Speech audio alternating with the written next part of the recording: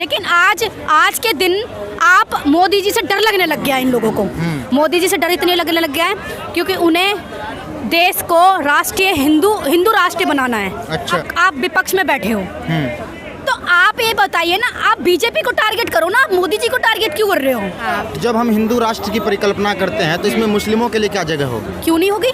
जब एक बात बताइए, पाकिस्तान जो है वो पाकिस्तान नाम है उसका, उसमें सारे के सारे मेरे को लगता है 99% उसमें मुसलमान रहते हैं। उसमें जो हिंदू हैं मेरे ख्याल से उसमें 1% या 1% रहते हैं। जी। तो एक बात बताइए, वो भी तो पाकिस्तान मुसलमान कंट्री है। अच्छा। उसको घोषित किया हुआ है ना मुसलमान कंट्री। अरब कंट्रियाँ हैं और ठीक है, वो मुसलमान कंट्री घोषित किया हुआ है। हमारा एक हिंदुस्तान एक ऐसा देश है जिसको राष्ट्रीय हिंदू राष्ट्र क्यों नहीं बना सकते? इसके अलावा कोई भी मैं तो ये कहती हूँ कि सारी जितनी पार्टियां हैं, जितने संगठन हैं, इनको सबको रद्द कर देना चाहिए।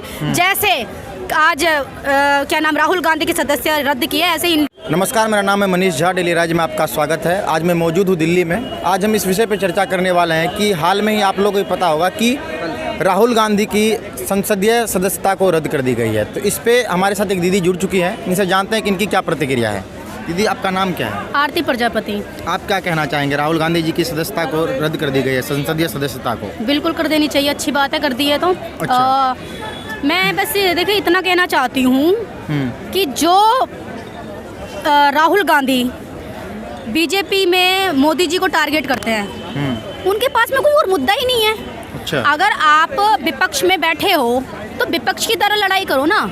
आप एक ऊंचे दर्जे पे जो जिन्होंने जनता ने जिनको चुना है, जिनको हम जैसे लोगों ने, हम जैसे युवाओं ने, हर महिला ने, हर एक युवा ने प्रधानमंत्री जी को चुना है, आप उन पे गलत टिप्पणी कर रहे हो। कह रहे हैं कि मोदी आपके पास में मतलब कोई खाते पीते सोते मोदी दिखते हैं उनको, हर जगह मोदी जी दिखते हैं। अरे भाई और कोई कुछ है नहीं क्या आपके पास में? आप बताइए, क्या पुलिस प्रशासन अपना काम नहीं कर रही है? क्या एलजी अपना काम नहीं कर रहा है? क्या ईडी सीबीआई क्या अपना काम नहीं कर रही हैं? आप जो मोदी जी को टारगेट कर रहे हो। लेकिन इनका कहना ये है विपक्षी पार्टी का कि ईडी सीबीआई जो होती है ये टारगेटेड, मतलब बीजेपी की तरफ से विपक्षी पार्टी पे ही केवल चलती है। क्यों नहीं? बिल्कुल गलत है। अच्छा। आप बताइए, पढ़े लिखे हैं, ईडी सीबीआई एलजी वो अपना काम स्वयं करना जानते हैं। और एक बात बताइए, अगर आप विपक्ष में बैठे हो तो आप ये बताइए ना, आप बीजेपी को टारगेट करो ना, आप मोदी जी को टारगेट क्यों कर रहे हो?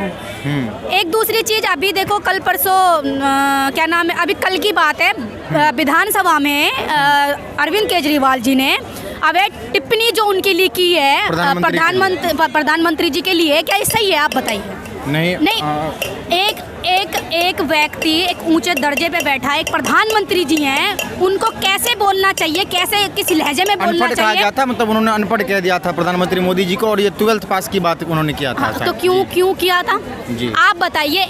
इतना गंदा, इतना वाहियात, इतना खराब सीएम मैंने अपनी जिंदगी में नहीं देखा। अच्छा, लेकिन दीदी एक बात बताइए कि जो विपक्षी कभी एकजुट नहीं हो पाते थे, कांग्रेस और आम आदमी पार्टी भी कहीं ना कहीं एक दूसरे पे प्रतिवार करते रहते थे, आज अगर राहुल गांधी की संसदीय सदस्यता खत्म हुई है तो कहीं ना कहीं वो दोनों एकजुट होते दिख रही है। उनको डर लग रहा है ना, उनको डर लग रहा है ना। अच्छा, देखिए इनकी मोदी जी की योगी जी की टक्कर तो अरविंद केजरीवाल ले ही नहीं सकता, क्योंकि वो तो अभी सीएम में बैठे हैं आराम से दिल्ली में।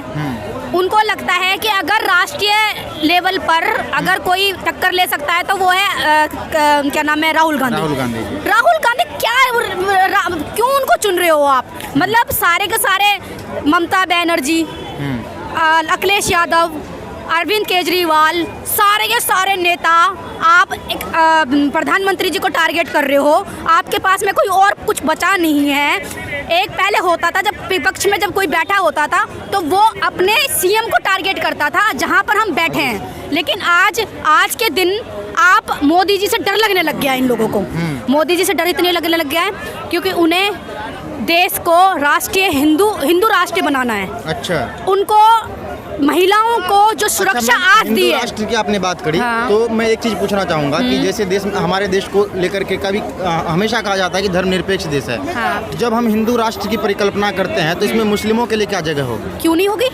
जब एक बात बताइए, पाकिस्तान जो है वो पाकिस्तान नाम है उसका, उसमें सारे के सारे मेरे को लगता है 99% उसमें मुसलमान रहते हैं। उसमें जो हिंदू हैं मेरे ख्याल से उसमें 1% या 1% रहते हैं। जी। तो एक बात बताइए, वो भी तो पाकिस्तान मुसलमान कंट्री है। अच्छा। उसको घोषित किया हुआ है ना मुसलमान कंट्री। अरब कंट्रियाँ हैं और ठीक है, वो मुसलमान कंट्री घोषित किया हुआ है। हमारा एक हिंदुस्तान एक ऐसा देश है जिसको राष्ट्रीय हिंदू राष्ट्र क्यों नहीं बना सकते? हिंदू राष्ट्र क्यों नहीं बना सकते बताइए आप? अच्छा। हाँ, आज जो योगी जी, मोदी जी हमारे देश के लिए अच्छा सोच रहे हैं, अच्छा कर रहे हैं, सिर्फ और सिर्फ वो हैं मोदी जी। इसके अलावा कोई भी मैं तो ये कहती हूँ कि सारी जितनी पार्टियां हैं, जितने संगठन हैं, इनको सबको रद्द कर देना चाहिए। जैसे आज क्या नाम, राहुल गांधी की सदस्य रद्द किए, ऐसे इन पार्टियों के सदस्य रद्द कर देनी चाहिए। एक पार्टी होनी चाहिए, वो है भारतीय जनता पार्टी। अच्छा। अगर भारतीय जनता पार्टी होगी तो मुझे नहीं लगता कि ये लड़ाइयाँ झगड़ा जो चलती रहेंगी। सारे के सारे एक रह के काम करेंगे, जैसे संगठन में काम करते हैं। एक संगठन है, होता है हमारा जैसे संगठन है, एक प्रजापति समाज का। विपक्षी की बात जब होती है तो कहते हैं कि अगर सरकार की, मान लीजिए कि हम अगर विपक्षी पार्टी को खत्म कर दे तो फिर सरकार तो मनमानी भी कर सकती है। कोई तो मनमानी, विपक्षी आवाज कैसे उठाएंगे? नहीं, बिल्कुल नहीं। अब जो हमारे हिंदुस्तान में हो रहा है वो सबसे ज्यादा इसलिए हो रहा है क्योंकि पार्टियां इतनी बन चुकी हैं। अच्छा। हर कोई लालच है। आप बताइए, जब बीजेपी में अगर किसी को टिकट नहीं मिलती है तो वो आम आदमी पार्टी में चला जाता है। आम आदमी पार्टी से टिकट नहीं मिलती तो कांग्रेस में चला जाता है। कांग्रेस से टिकट नहीं मिलती तो वो आम आदमी पार्टी में चले जाता है, अखिलेश यादव की पार्टी में चले जाते हैं। तो मेरे को बता दीजिए, आप अपने सत्ता के लिए, अपने सत्ता के भूखे हो ना। आप भूखे तो अपने सत्ता के हो, पैसों के लोभी हो ना। उनको आपको मतलब नहीं है कि आपको ये मतलब नहीं है कि हमें हिंदुस्तान के लिए भविष्य सोचना है, हमें युवाओं का भविष्य सोचना है, हमें हमारे हिंदुस्तान के लिए अच्छा करना है। उनको ये मतलब नहीं है, उनको सिर्फ सत्ता के लिए। सर, आप क्या कहना चाहेंगे? राहुल गांधी जी की जो सदस्यता रद्द कर दी गई है, तो आप क्या कहना चाहेंगे? आपका इसमें क्या पॉइंट ऑफ व्यू है?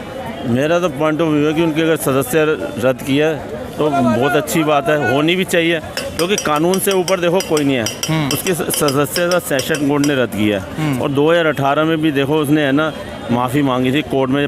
जब ये मोदी जी के ऊपर आरोप लगा रहे थे चौकीदार चोर है, चौकीदार चोर है, चोर चोर कह के उसने, खैर अच्छा हुआ हमें तो मोदी जी की जो है ना उसने एक स्टार प्रचारक की तरह काम कर दिया और उसकी वजह से 19 में इलेक्शन जीत गए। तो इस तरह से चोर चोर कह के फिर उसने 2018 में माफ़ी मांगी। पहले तो माफ़ी नहीं मांगी, पहले उसकी बहन कहती है ना मेरे भाई किसी से डरते नहीं है, वीर सावरकर नहीं है। राहुल गांधी कहता है मैं वीर सावरकर नहीं हूँ, मैं किसी से माफ़ी नहीं मांगूंगा, ये है वो।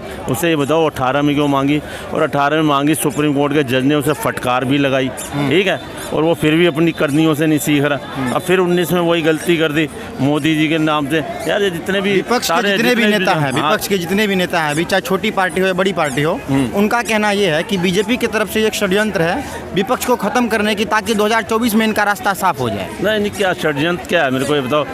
बीजेपी की तरफ से षड्यंत्र कैसे है? षड्यंत्र ये ऐसे कह रहे हैं कि जैसे सीबीआई हो गया, ईडी हो गया, तो इनका कहना ये है कि सीबीआई और ईडी जो भी है ये पर्टिकुलर उसी नेता पे जाते हैं जो कि मोदी जी के खिलाफ होते हैं। नहीं देखो, सीबीआई ईडीआई इन्होंने पहले सबके हाथ बांधे हुए थे। अच्छा। उनको एक पिंजरे के अंदर बंद कर रखा था, अब उन्होंने हाथ खोल दिए हैं और उनको पूरी ये है ना ऑटोनोमस बॉडी है, इंडिपेंडेंट बॉडी है। आपके अकॉर्डिंग सीबीआई पहले कांग्रेस के इशारे पे काम करती थी, लेकिन अब इंडिपेंडेंट है वो। ये इंडिपेंडेंट बॉडी है। तुम्हें पता अभी पीछे अखिलेश यादव ने भी यही बोला था, कहते हैं ये जो बीजेपी कर रही है ईडी और इसका इस्तेमाल जैसे कांग्रेस भी करती रहती है।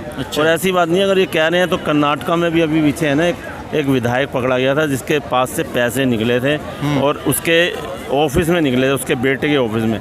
तो वो भी तो बात सुनो, सीबीआई ने तो छापा मारा था, बीजेपी की तरफ से, बीजेपी का था, कर्नाटका में बीजेपी गवर्नमेंट की है।